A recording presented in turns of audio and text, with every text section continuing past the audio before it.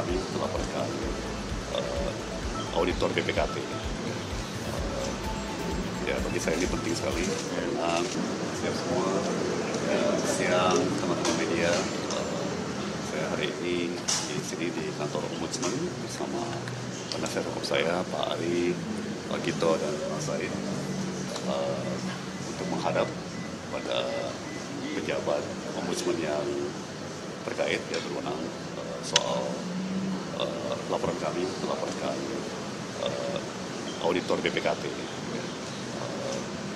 Ya, bagi saya ini penting sekali karena saya dari bidang keuangan, jadi sangat mengilhami, sangat mendalami betapa pentingnya itu audit. Ya, jadi sekali standar audit itu merosot, apalagi kacau, ya sulit sekali untuk bisa berbisnis, ya, bisa menjaga fungsi pasar uang dan pasar modal yang baik ya. Jadi bagi saya ini sebuah isu yang sangat-sangat penting ya, auditor dan ini apalagi internal auditnya pemerintah ya. Jadi kami tidak ada niat personal ataupun niat selain upaya pembenahan dan apa yang bisa kita bantu untuk perbaikan.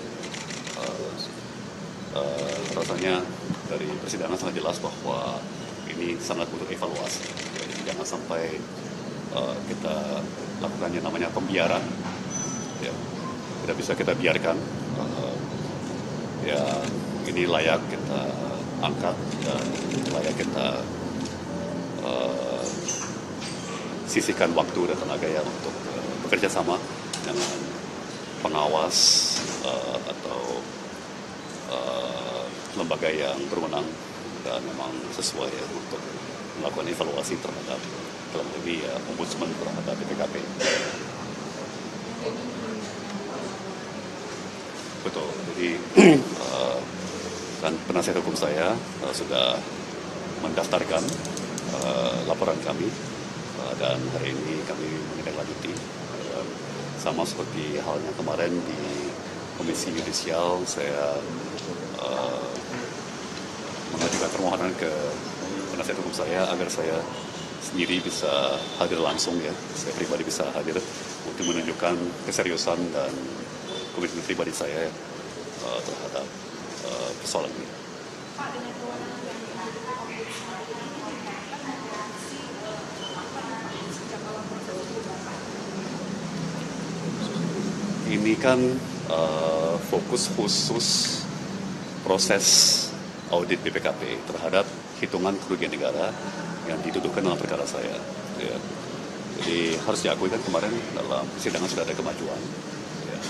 Majelis Hakim membatalkan tuduhan kerugian negara 370 miliar ya, kira-kira. Dari tadinya kerugian negara yang dituduhkan 578 miliar menjadi 154 miliar. Ya. Tapi sekali lagi sebagai orang yang berkarir di bidang keuangan dan pernah di bidang kebijakan, ya, saya yakin sekali bahwa tidak ada kerugian negara. Ya. Dan di samping hasil akhir daripada audit ya, yang sangat penting kan prosesnya. Kita bisa memaafkan kalau ada hasil yang keliru, kalau prosesnya baik. Ya, kalau prosesnya baik, profesional, ya, dilakukan dengan tepat, ya, sesuai standar-standar yang layak. Ya. Kalaupun auditnya keliru, kita bisa mengerti. Ya. Tapi kalau prosesnya kacau balau, ya, apalagi nanti hasilnya juga kacau, itu saya kira sebagai profesional tidak mungkin kita biarkan begitu saja. Ya. Sekali lagi tidak ada sentimen, emosi apapun. Ya. Saya justru 100% punya niat konstruktif, positif. Ya. Saya tetap apresiasi, ya, saya sangat berterima kasih atas langkah yang diambil oleh Presiden dan DPR ya, terkait audit saya. Dan saya berharap bahwa tindakan kami, tim penasihat hukum dan saya bisa dilihat sebagai upaya konstruktif ya, sebagai upaya konstruktif. Pak, ini untuk dengan pihak swasta itu masih terus berlanjut Pak sidangnya di Tipikor, kalau menurut Bapak dengan Bapak ke KY kemudian ke Ombudsman, apakah itu masih layak untuk dilanjutkan atau enggak Pak?